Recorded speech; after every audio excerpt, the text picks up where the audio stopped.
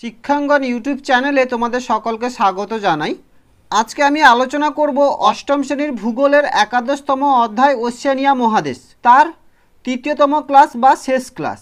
আগের দুই ক্লাসে ওশেনিয়া মহাদেশের অবস্থান, ভূপ্রকৃতি, নদ নদী, জলবায়ু প্রভৃতি সম্পর্কে আলোচনা করে দিয়েছি। আজকে আমরা জানব মারে ডার্লিং অববাহিকা। এই অববাহিকার অবস্থান, ভূপ্রকৃতি, নদ নদী এবং কিছু ইম্পর্ট্যান্ট 5 নাম্বার, 3 নাম্বার এবং 2 নাম্বারের কোশ্চেনগুলি আলোচনা করব। তোমরা যারা আগের ক্লাসগুলি দেখোনি তারা অবশ্যই আগের ক্লাসগুলি দেখে আসো। আমি ডেসক্রিপশানে ওই ক্লাসগুলির লিঙ্কটা দিয়ে দেবো। যদি তোমরা এই সমস্ত ক্লাসগুলি দেখো তাহলে এই অধ্যায় থেকে যে কোনো কোশ্চেন আসুক না কেন তোমরা সমস্ত কোশ্চেনের উত্তর লিখতে পারবে। এবার চলে আসো মারে ডার্লিং অববাহিকা।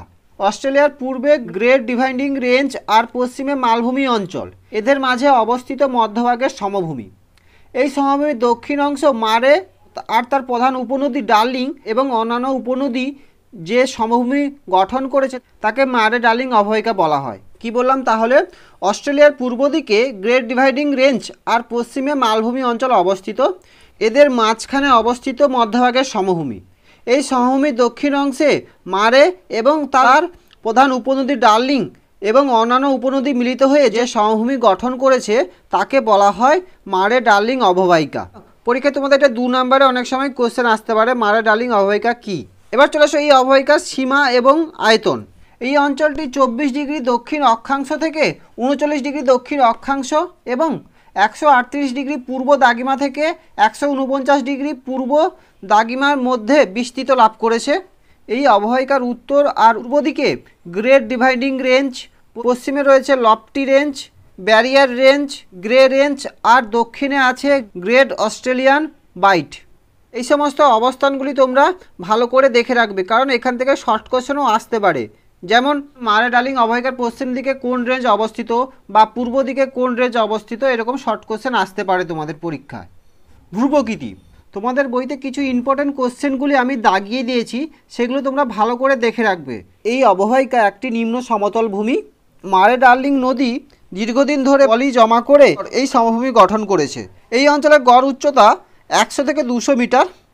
এই অববাহিকার মধ্যভাগ থেকে ক্রমশ পশ্চিম থেকে পূর্ব দিকে উঁচু হয়ে গেছে। নদ নদী, এই অববাহিকার অঞ্চলের প্রধান নদী হলো মারে ডার্লিং। ডার্লিং হলো মারের উপনদী। পরীক্ষায় শর্ট কোশ্চেন আছে না, ডার্লিং কি? ডার্লিং হলো মারের উপনদী। এই অববাহিকার প্রধান নদী হলো মারে ডার্লিং। মারের উৎপত্তি হয়েছে অস্ট্রেলিয়ার আল্পস পর্বত থেকে। মারের উৎপত্তি কোথায়? অস্ট্রেলিয়ার আল্পস পর্বত থেকে। আর ডার্লিং উৎপত্তি হয়েছে নিউজিল্যান্ডের রেঞ্জ থেকে। এই দুটি নদী ওয়েন্টওয়ার্থ শহরে গিয়ে মিলিত হয়েছে। এগুলো শর্ট কোশ্চেন, তোমরা ভালো করে দেখে রাখবে। এবার তোমরা মারে ডার্লিং অববাহিকার একটি ছক দেখে নাও, কোন দিকে কোন মহাসাগর অবস্থান করেছে সেটা দেখে নাও। মারে ডার্লিং অববাহিকার উত্তর দিকে প্রশান্ত মহাসাগর এবং দক্ষিণ দিকে কুমেরু মহাসাগর অবস্থান করেছে। মারে ডার্লিং অববাহিকার পূর্ব দিকে প্রশান্ত মহাসাগর এবং পশ্চিম দিকে ভারত মহাসাগর অবস্থান করেছে।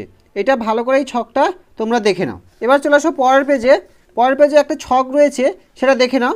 প্রথমে দেখে নাও ডার্লিং নদী এবং মারে নদী কোথা থেকে উৎপত্তি লাভ করেছে, তার দৈর্ঘ্য এবং উপনদী। ডার্লিং নদী উৎপত্তি লাভ করেছে নিউ ইংল্যান্ড রেঞ্জ থেকে, যার দৈর্ঘ্য 1163 কিমি। উপনদীগুলি হলো পারু, ওয়ারেগো, বারন প্রভৃতি। মারে নদী এটি উৎপত্তি লাভ করেছে অস্ট্রেলিয়ান আল্পস থেকে, যার দৈর্ঘ্য 2589 কিমি। উপনদীগুলি হলো ডার্লিং, মারামবিচি, লাচলান। এবার এই ছকটা দেখে নাও। ডার্লিং নদী নিউ ইংল্যান্ড রেঞ্জ থেকে উৎপত্তি লাভ করে ওয়েন্টওয়ার্থ শহরে মিলিত হয়েছে। মারে নদীটি এনকাউন্টার উপসাগর থেকে উৎপত্তি লাভ করে ওয়েন্টওয়ার্থ শহরে মিলিত হয়েছে এবং মারে ডার্লিং নদীটি অস্ট্রেলিয়ান আল্পস থেকে উৎপত্তি লাভ করে ওয়েন্টওয়ার্থ শহরে মিলিত হয়েছে। তাহলে এগুলি সব নদীগুলি কিন্তু ওয়েন্টওয়ার্থ শহরে মিলিত হয়েছে এবং কোথা থেকে উৎপত্তি লাভ করেছে সেগুলো কিন্তু আমি তোমাদের এখানে লিখে দিয়েছি, তোমরা সেটা ভালো করে দেখে নাও। জলবায়ু, এই অববাহিকার জলবায়ু মূলত নাতিশীতোষ্ণ প্রকৃতির। গ্রীষ্মকাল ও শীতকালে গড় তাপমাত্রা থাকে যথাক্রমে 25 ডিগ্রি সেলসিয়াস এবং 10 ডিগ্রি সেলসিয়াস। গ্রেট ডিভাইডিং রেঞ্জের পশ্চিমে বৃষ্টির ছায়া অঞ্চলে অবস্থিত বৃষ্টিপাতের পরিমাণ খুবই কম। বছরে প্রায় 50 থেকে 75 সেমির মধ্যে বৃষ্টিপাত হয়ে থাকে। দক্ষিণে সমুদ্র উপকূলে ভূমধ্যসাগরের জলবায়ুর প্রভাব বেশি লক্ষ্য করা যায়। এগুলো তোমরা জাস্ট বুঝে নাও, এখান থেকে তেমন কোশ্চেন আসে না, তোমরা একটু বুঝে নাও। স্বাভাবিক উদ্ভিদ। নাতিশীতোষ্ণ জলবায়ু এবং কম বৃষ্টিপাত থাকার জন্য এখানে ডাউনস তৃণভূমি লক্ষ্য করা যায়। এখানে ওক, ম্যাপল, পপলার প্রভৃতি পর্ণমোচী উদ্ভিদ লক্ষ্য করা যায়। পরীক্ষায় শর্ট কোশ্চেন আসে মাঝে মধ্যে, মারে ডার্লিং অববাহিকায় কোন কোন উদ্ভিদ লক্ষ্য করা যায়। কৃষি ও পশুপালন। মারে ডার্লিং অববাহিকা অস্ট্রেলিয়ার সবচেয়ে কৃষি সমৃদ্ধ অঞ্চল। এখানে উন্নত যন্ত্রের সাহায্যে গম, যব, ভুট্টা, ওট প্রভৃতি উৎপাদন করা হয়। তোমাদের পরীক্ষায় শর্ট কোশ্চেন আসতে পারে, মারে ডার্লিং অববাহিকায় কোন কোন কৃষি চাষ হয়। দক্ষিণে ভূমধ্যসাগরের জলবায়ু থাকার জন্য এখানে আঙ্গুর, লেবু, আপেল, পিচ, কমলালেবু, নাশপাতি প্রভৃতি ফলের চাষ হয়। এই অববাহিকার ডাউনস তৃণভূমিতে মেরিনা, লিঙ্কন, মার্স প্রভৃতি ভালো জাতের ভেড়া পালন করা হয়। এই অঞ্চলের উত্তরে কুইন্সল্যান্ড আর দক্ষিণ পূর্বে নিউ সাউথ ওয়েলস গবাদি পশু চাষ হয় বা পালন করা হয়। শর্ট কোশ্চেন আসতে পারে, তোমরা এটা ভালো করে দেখে নিও। তোমাদের পরীক্ষায় 2 নম্বরে মাঝে মধ্যে দিয়ে দেয় জ্যাকোস কি। এখানকার পশু খামারগুলো খুবই বড় আর যারা এখানে শ্রমিকের কাজ করে তাদের বলা হয় জ্যাকোস।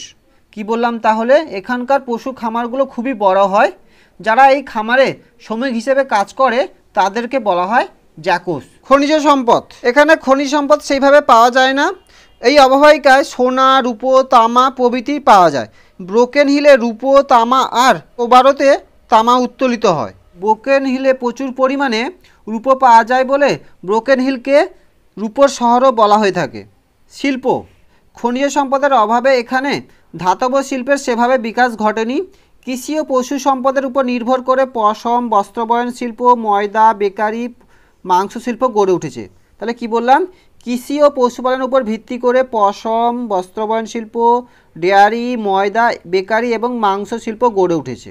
এছাড়া অল্প পরিমাণে ইঞ্জিনিয়ারিং ও রাসায়নিক শিল্প গড়ে উঠেছে।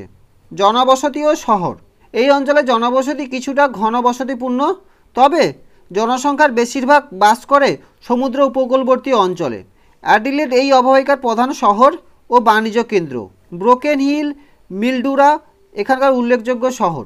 এবার চলে আসো এই অধ্যায়ের কিছু ইম্পর্টেন্ট 5 নাম্বার কোশ্চেনগুলি জেনে নাও।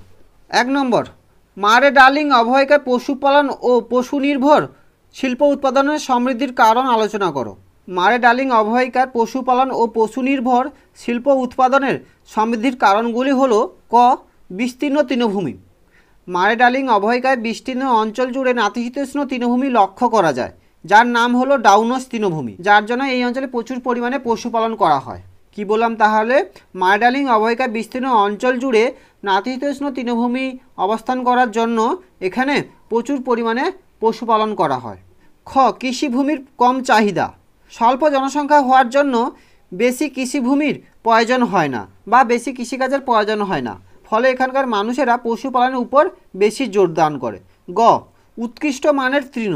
এখানে স্বল্প বৃষ্টিপাতের জন্য কৃষিকাজ করা সম্ভব হয় না, তাই এখানকার মানুষেরা পশু খাদ্যের জন্য উপযোগী উৎকৃষ্ট মানের তৃণ চাষ করে।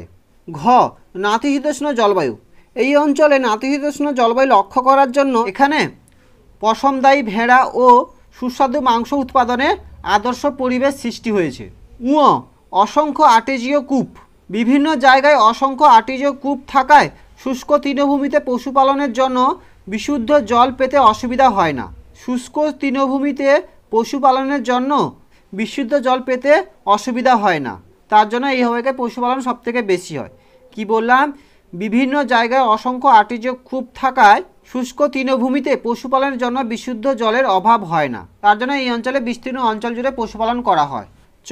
উন্নত প্রজাতির মেষ বা ভেড়া ও গরু। এখানে উন্নত প্রজাতির পশম উৎপাদনের উপযোগী মেরিনা মেষ প্রতিপালনের উপর বেশি গুরুত্ব দেওয়া হয়। এছাড়া লিঙ্গন, মার্স প্রভৃতি উন্নত প্রজাতির মেষ এবং জার্সি উৎকৃষ্ট প্রজাতির গরু প্রতিপালন করা হয়, যা পশু নির্ভর শিল্প উৎপাদনে সমৃদ্ধি লাভ করে। 2 নম্বর খুবই ইম্পর্টেন্ট কোশ্চেন, মারে ডার্লিং অববাহিকা কৃষিকাজে উন্নত কেন? মারে ডার্লিং অববাহিকা কৃষিকাজে উন্নত হওয়ার কারণগুলি হলো: 1 নম্বর, বিস্তীর্ণ উর্বর প্লাবনভূমি। মারে ডার্লিং অববাহিকায় বিস্তীর্ণ প্লাবনভূমি রয়েছে, তাই এখানকার প্লাবনভূমি খুবই উর্বর। এই উর্বর সমভূমিতে বিভিন্ন রকম ফসলের চাষ হয়ে থাকে। খ. নাতিশীতোষ্ণ জলবায়ু। মারে ডার্লিং অববাহিকায় জলবায়ু নাতিশীতোষ্ণ প্রকৃতির হওয়ার জন্য এখানে কৃষিকাজ এবং ফসল চাষের জন্য খুবই উপযোগী। কি বললাম তাহলে? মায়া ডার্লিং অববাহিকা নাতিশীতোষ্ণ জলবায়ু হবার জন্য এখানে কৃষিকাজ এবং ফসল উৎপাদনে খুবই উপযোগী পরিবেশ সৃষ্টি করেছে। উন্নত জলসেচ ব্যবস্থা।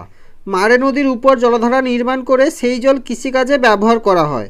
এছাড়া আধুনিক পদ্ধতিতেও কৃষিকাজে জল ব্যবহার করা হয়। বললাম মারে নদীর উপর জলধারা নির্মাণ করে সেই জল কৃষিকাজে ব্যবহার করা হয়। এছাড়া বর্তমানে আধুনিক পদ্ধতির সাহায্যে কৃষিকাজে জলসেচ করা হয়। জনসংখ্যার অল্প চাপ বা জনসংখ্যার পরিমাণ কম। মায়া ডার্লিং অববাহিকা অঞ্চলে জনসংখ্যার পরিমাণ খুবই কম থাকায় এখানে কৃষিকাজ খুব ভালো চাষ হয়ে থাকে। পর্যাপ্ত জলের জোগান। মারে ডার্লিং নদীটি বৃষ্টি এবং বরফ গলা জলে পুষ্ট হওয়ার জন্য এখানে সারা বছর নদীতে জল থাকে, যার কারণে এখানে কৃষিকাজে জলসেচের অভাব হয় না বা জলের অভাব হয় না। এই দুটি 5 নাম্বার তোমরা ভালো করে রাখবে, ঠিক আছে? এবার চলে আসো এই অধ্যায়ের কিছু 2 নাম্বার এবং 3 নাম্বারে ইম্পর্টেন্ট কোশ্চেনগুলি জেনে নাও। 1 নম্বর, টিকা লেখো ডাউনস তৃণভূমি। ধারণা: অস্ট্রেলিয়ায় নাতিশীতোষ্ণ তৃণভূমির নাম হলো ডাউনস। এই তৃণভূমি দক্ষিণ গোলার্ধের অন্যতম শ্রেষ্ঠ পশুচারণ ক্ষেত্র। অস্ট্রেলিয়ার দক্ষিণ পূর্ব ভাগে বৃষ্টিপাতের পরিমাণ বেশি হলে দীর্ঘাকার তৃণ জন্মায় বা বড় আকারে তৃণ জন্মায়। এই তৃণভূমি দক্ষিণ গোলার্ধের অন্যতম শ্রেষ্ঠ পশুচারণ ক্ষেত্র। অস্ট্রেলিয়ার দক্ষিণ পূর্ব ভাগে বৃষ্টিপাতের পরিমাণ বেশি হলে এই দীর্ঘাকার বা বড় তৃণভূমি লক্ষ্য করা যায় বা জন্মায়। এজন্য দক্ষিণ পূর্বে ভিক্টোরিয়া, নিউ সাউথ ওয়েলস প্রভৃতি রাজ্যে বেশি সংখ্যক গবাদি পশু পালন করা হয়। মধ্য ও পশ্চিম অস্ট্রেলিয়ার কিছুটা শুষ্ক অঞ্চলে মেষ পালনও হয়ে থাকে। কি বললাম তাহলে? অস্ট্রেলিয়ার নাতিশীতোষ্ণ তৃণভূমির নাম হলো ডাউনস তৃণভূমি। এই তৃণভূমি দক্ষিণ গোলার্ধে অন্যতম শ্রেষ্ঠ পশুচারণ ক্ষেত্র, অর্থাৎ যেখানে সমস্ত গবাদি পশুরা, গরু, ছাগল, ভেড়া সবাই এসে খেতে পারে। অস্ট্রেলিয়ার দক্ষিণ পূর্ব ভাগে বৃষ্টিপাত বেশি হলে সেখানে দীর্ঘাকার বা সবথেকে বড় তৃণভূমি লক্ষ্য করা যায়। এছাড়া দক্ষিণ পূর্বে ভিক্টোরিয়া, নিউ সাউথ ওয়েলস প্রভৃতি রাজ্যে প্রচুর পরিমাণে গবাদি পশু পালন করা হয়। অস্ট্রেলিয়ার কিছুটা শুষ্ক অঞ্চলে মেষ পালন করা হয়। 2 নম্বর, জ্যাকস কি বা জ্যাকস বলতে কি বোঝো? মারে ডার্লিং অববাহিকার পশু খামারগুলি আয়তনে খুবই বড় ছিল, আর এইসব হচ্ছে খামারগুলিতে যারা শ্রমিকের কাজ করতো তাদের বলা হয় জ্যাকস। কি বললাম? মারে ডার্লিং অববাহিকার পশু খামারগুলি খুবই বড় ছিল বা আয়তনে খুব বড় ছিল, তাই এই সমস্ত খামারগুলিতে যে সমস্ত শ্রমিকরা কাজ করতো তাদের জ্যাকস বলা হয়। বৈশিষ্ট্য: এই শ্রমিকেরা মূলত পশুদের প্রতিপালন এবং দেখাশোনা ও পশুচারণের জন্য কাজ করে থাকে। তোমাদের 3টি ক্লাসের মধ্যে ওশেনিয়া মহাদেশটি আমি সম্পূর্ণ আলোচনা করে দিলাম। তোমরা যদি এই ক্লাসগুলি মনোযোগ দিয়ে শোনো তাহলে এই অধ্যায় থেকে যে কোনো কোশ্চেন আসুক না কেন তোমরা সমস্ত কোশ্চেনের উত্তর অবশ্যই লিখতে পারবে।